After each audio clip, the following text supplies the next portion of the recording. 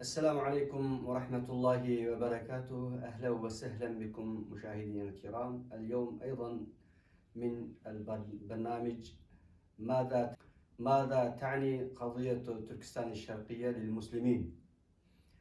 اليوم أيضا عندنا بعض الأسئلة. نوضح الاستعمار الصيني. فما الفرق بين استعمار الصيني والاستعمار دول أخرى؟ في هذا المجال لو وضحت للمشاهدين الكرام الفرق بين الاستعمارين، تفضل. شكرا جزيلا على هذه الاستضافة مرة أخرى. أنت سألت الفرق بين الاستعمار الصيني وبين الاستعمار العابر والغابر. نعم. في الأزمنة. صحيح. في عصر في القرن 19. صحيح. الفرق بين الاستعمار الصيني والاستعمار الغابر والعابر فرق شاسع. إذا سيطر الصين على مقاليد الأمور في العالم سيتغير كل شيء، من الاقتصاد إلى الحمامات. نعم. معنى ذلك هم الآن يقدمون للعالم أنهم يقدمون خدمة جليلة للبشرية وللدول على شكل قرض ميسر، وبعد ذلك سيشترون الأشياء الثمينة وغير مقدرة بالثمن من تلك الدولة، فيسيطرون على اقتصاد تلك الدولة، وبعد ذلك يسيطرون على القرار السياسي، وبعد ذلك يتغير في تلك الدولة اللغة.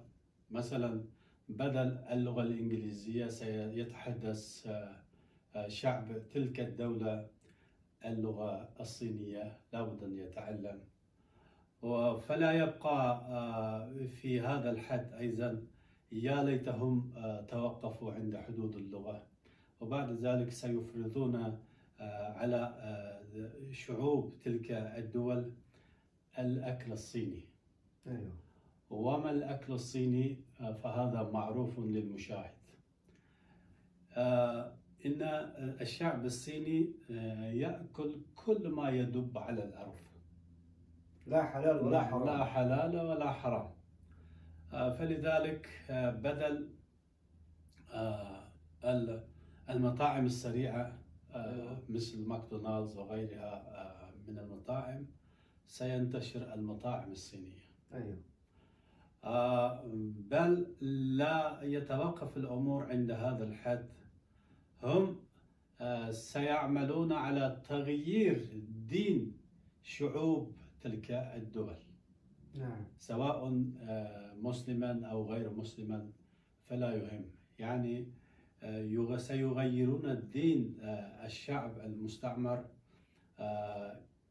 على الطريقة الصينية. فلذلك هم في بلادنا في تركستان الشرقية قالوا نحن سنوجد إسلاما على الطراز الصيني. خاصة في الدين الإسلامي، هل هناك إسلام على الطراز الصيني أو على الطراز التركي أو على الطراز العربي؟ هذا لا يمكن، يعني شيء لا يمكن أبدا. هذا يعرفه كل المسلمون. نعم. مع الأسف الشديد هنا نقطة مهمة. إلى الآن في العالم الإسلامي ينخدع الشعوب والحكومات لما تقدمه الصين من الخدمات. حتى قال الرئيس دولة عربية في مقابلة صحفية، قال نحن نعيش مع الصين في صداقة حميمية. أيوة.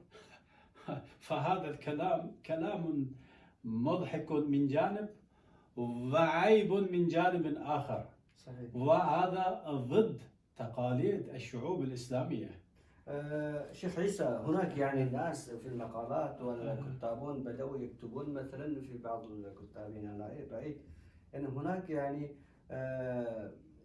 يعني الصين تقوم بهدية ميسرة أو قروض ميسرة، ويعني بهذا الشكل يعني بدأوا يمدحون، فماذا تقول في هذا؟ نعم، هذه الهدية، هذه القروض الميسرة، ظاهره السرور، نعم، وباطنه العذاب. نعم، وباطنه العذاب. كيف ذلك؟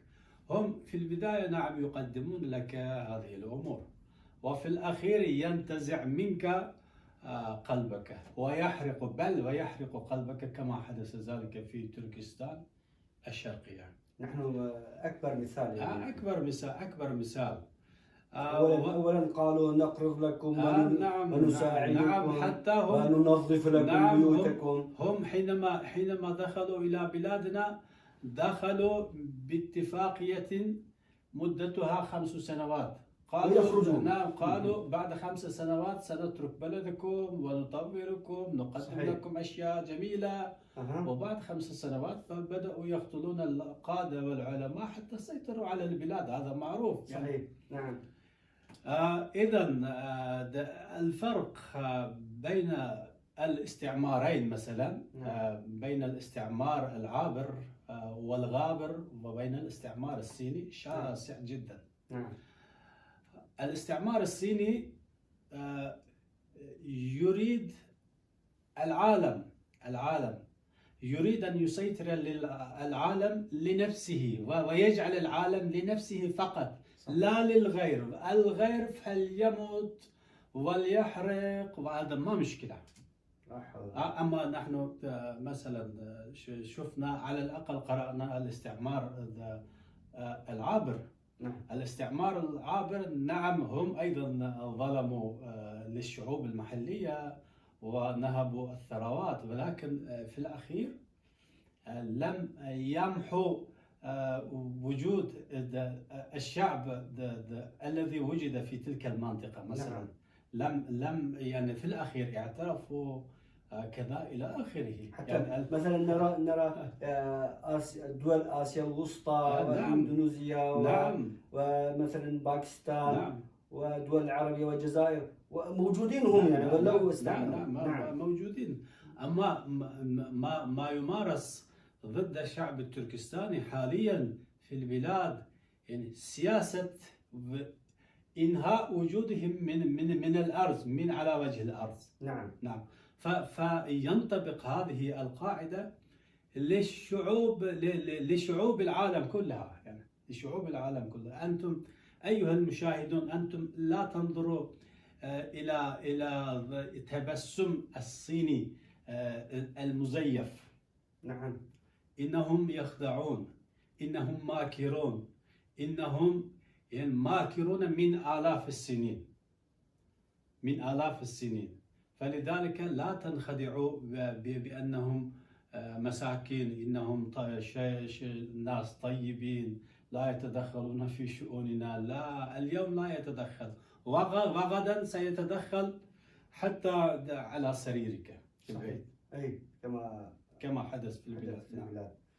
شيخ عيسى، مثلا الآن مثلا نرى استعمار الصيني حتى في الدول، وصل إلى الدول أوروبية، حتى نرى يعني واحد ما يخمن، ولكن نحن نرى طبعا في الدول الأفريقية ودول آسيا الوسطى وحتى بعض الدول العربية أيضا، يعني نرى أن الأيادي الصينية وصلت. مثلا الآن لو استعملت الصين مثلا مقاليد الأمور يعني وصل إلى يد الصين، فماذا تتغير؟ فماذا يقدم؟ نعم، أنا يعني بجواب مختصر أقدر أقول يعني ما قدم الصين للعالم منذ سنة وأكثر معروف للجميع. الصين ماذا يقدم؟ يقدم كورونا. لاحظ. نعم. قدم للبشرية لاحظ. هدية اسمها كورونا. هذا هو نعم، هذا هو وجه الصين الحقيقي. يعني على إخواننا المسلمين أن ينتبهوا لهذا الخطر الداهم. يعني أيوه. أنا في التقارير قبل يومين قرأت أن منظمة الصحة العالمية تجري بحثا أو تفتيشا في مدينة ووخان التي بدأ ينتشر منها الفيروس. نعم. وفي الأخير ماذا قالوا للمنظمة؟ حينما سألت المنظمة نحن نريد بيانات أول الأشخاص الذين أصيبوا بالمرض، قالوا لا، هذا لا يمكن. منعوا. يعني أنهم يخفون شيئا ما أيها العالم، أيها المسلمون. يعني الصين ماذا بإمكانها يقدم للعالم؟ نعم، هم يقدمون منتجات مزيفة، منتجات تافهة. هذه في الحقيقة منتجات سامة يسمم البشرية. حتى فاكسينات أيضا. نعم. يعني فهذا لا يخفى على المشاهد. نعم. يعني لا يحتاج إلى تعمق بحث أو إلى كثير تفكر. يعني صحيح. شكرا جزيلا شيخ عيسى لما قدمتم من التوضيحات جيدة وممتازة. وأيضا نشكر لمشاهدينا الكرام لحسن متابعتكم معنا، ونستودعكم الله إلى حلقة أخرى. السلام عليكم ورحمة الله وبركاته.